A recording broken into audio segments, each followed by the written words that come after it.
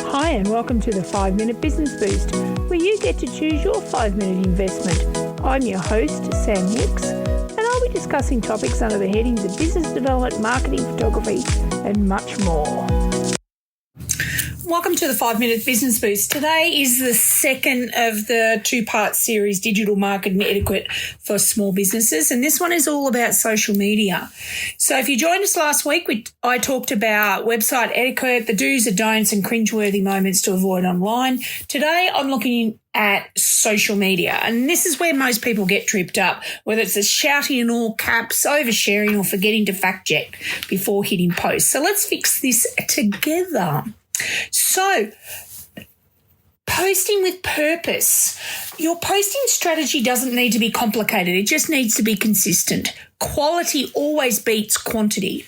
A couple of posts per week is enough for most small businesses. Use your analytics to find when your audience is active and schedule around that.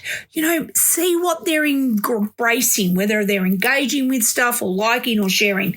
Your insights matter. If you skip a few days, no worry. Authenticity matters more than frequency, and nobody expects you to post 24/7. Often in my workshops, people ask me all the time, Sam, how often should I post? And yes, the rule of thumb can vary from a couple of times a day if you're trying to get increased engagement and followers to 3 times a week, blah, blah, blah. But, in all honesty, as a small business owner, post when you can. A lot of people tend to do, 15 minutes in the morning, post something, get it up there. Others are more strategic. They'll have plans and schedules and so forth. But, the social media police are not going to knock on your door and go, hey, Sam Hicks, you didn't post for 2 weeks because you were having a bit of a detox. Doesn't work that way. So post when you can, but post regularly. Crafting quality content. So good content delivers value, just not sales pitches all the time. So think local. Mention community events, celebrate public holidays or nearby collaborations. Use location tags and hashtags that actually mean something to your audience. Made in Victoria, small business AU, that type of thing. And always be mindful of cultural and social diversity. Inclusivity goes a long way. And exclusion, even accidental, can damage your reputation fast. And if there's somebody out there, a keyboard warrior, and they can call you out, they will. So if the post you're creating gives you the slight icks, or it gives you, the hairs up on standing on the back of your neck, don't post it. Reword it. Think about it for 24 hours before you post it, because it can reputational damage. It can do reputational damage. That's what I'm trying to say. All righty. Engaging with empathy. Engagement is a two-way street. So respond to questions, thank people for reviews and shares. And if you get criticism, respond. Don't react. Say to people, thank you for your feedback. We'll take that on board. If you're tempted to clap back, take a breath. Many clients will come to me and they'll say, Sam, listen to what somebody has posted, or look at this post. What do you think? I just want to rip them a new one. You have to breathe, people. I know it's hard because there are some people out there that, figuratively speaking, in the back of your mind, like a cartoon from the 80s, you want to take somebody out the back and just give them a good slapping over the head, but you can't do that, okay? So you need to breathe and think about a reaction. And you don't have to react the same day. Take time before you respond. And I always think about, what is the comment section like? Well, it's really like your shop window. Would you tape that angry rant on your front door of your shop? Potentially not. And most of the time your community will step up and defend you if you set the right tone. And I've actually seen that on TikTok, on Instagram, and on Facebook, where somebody has slagged off a local business, and before you know it, before the business has got even time to defend themselves, everybody's grabbed their pitchforks and gone in after that person, and telling them not to call out people on social media, and that, have you approached the owner direct? Have you, talked behind the scenes rather than splashing it all over social media?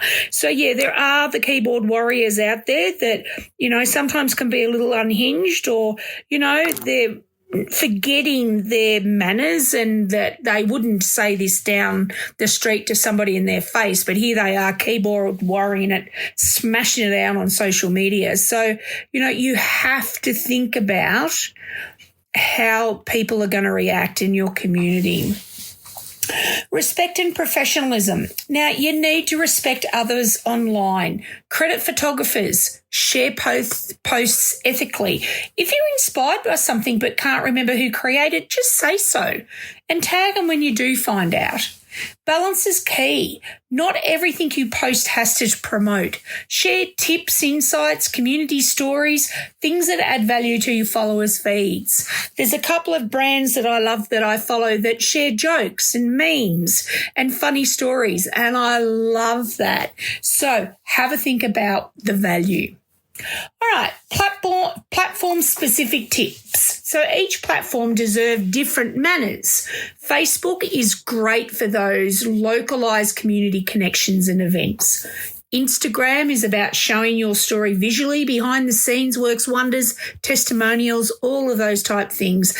And you're also sort of seeing some trends coming through, much like on TikTok as well. LinkedIn is perfect for business to business and credibility building. And remember too, I need to just stop there. Everything is searchable and it's great SEO as well. Just saying. Okay, Etsy and TikTok, you can showcase your craft, ride trends and make it fun. Have a bit of laughter. And don't forget, yes, I know drama sells on TikTok, something shocking, but, even more, do book reviews and interesting facts and figures and mysteries. And, I'm not sure what I'm doing here. Can somebody reach out and tell me? People love mysteries and helping out on TikTok. Snapchat or Discord for younger audiences or niche communities, but you got to make sure it fits your brand. And remember, it's not about being on every platform. It's about showing up well where your audience is already spending their time.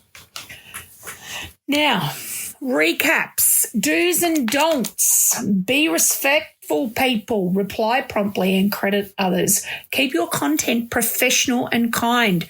If you lash out people being your brand to somebody is going to look at that and go, well, God, if that's how they treat that person, I don't want to purchase from them. And I've seen it. I have seen social media posts go terribly wrong for brands. So keep it professional and kind, people. Check your privacy settings regularly. I got caught many years ago doing a rude hand signal. So now I always make sure that I approve posts before they go up, that they tag me in, just to make sure I'm not pulling my tongue out or lifting my fingers up and being taken back to my bogan youth. Don't post in anger. If you're angry, and there will be posts from time to time that just set you off, don't respond. Breathe. You need to take the anger out of it, the reaction and the emotion before you post. Don't spam your followers. They don't want to be tagged every time you post something. Just to tag your followers if it is absolutely fantastic news or it's an emergency or whatever. Don't engage in drama or arguments. I've seen so many business owners through their own private personal profiles go after people. And I sort of think, my goodness, you are treating that person out there in the general public like that. Would you do that to their face? Potentially not. And it just comes back to bite you on your bum when people are looking around for things and think, well, if that's that business owner, that's how they act, I don't want anything to do with them. So don't engage in any drama or arguments if you can. And don't overshare personal information or rely entirely on automation. Now, this is an interesting one. On TikTok, they love you to overshare.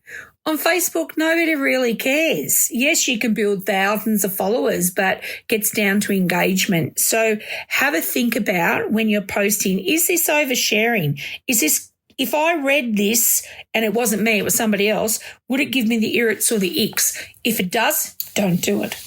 So before you log off today, do a quick audit. Look at your last 3 posts. Do they reflect the kind of business you want to be? If not, it's a perfect time to adjust your tone, clean up your captions and build back that authenticity.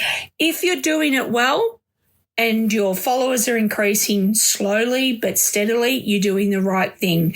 If you're getting some nice engagement, people might comment or like your posts, or if they direct message you, like which happens in my case, I put something out on social media. Sometimes people engage with it, sometimes they don't. But if I've resonated with somebody, they direct message me. They don't want to put their hand up in front of people. They don't actually much prefer to direct message me and go, Sam, I want in on that, or how do I learn about this?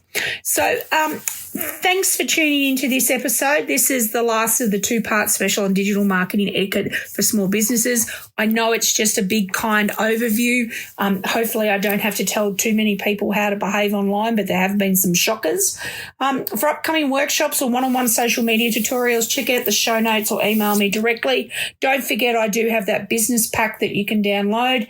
Until next time, stay kind online. And remember, your digital presence is an extension of your reputation and your brand. You need to treat it kindly as you do yourself. Until next time, have a great one. Bye for now.